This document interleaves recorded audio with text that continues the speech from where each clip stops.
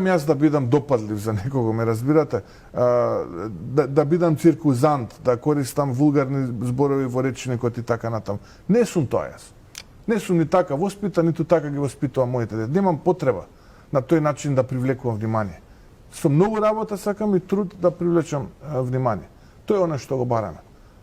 За да успееме. Јас сакам само да покажам дека можела оваа моја Македонија да го живее оној сон кој што јас го сонував за неа.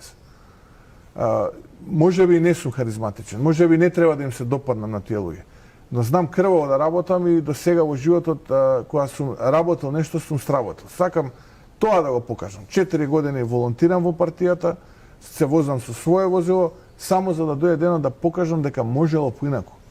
И луѓето да се гордеат, да кажат од каде доаѓаат и зашто доаѓаат.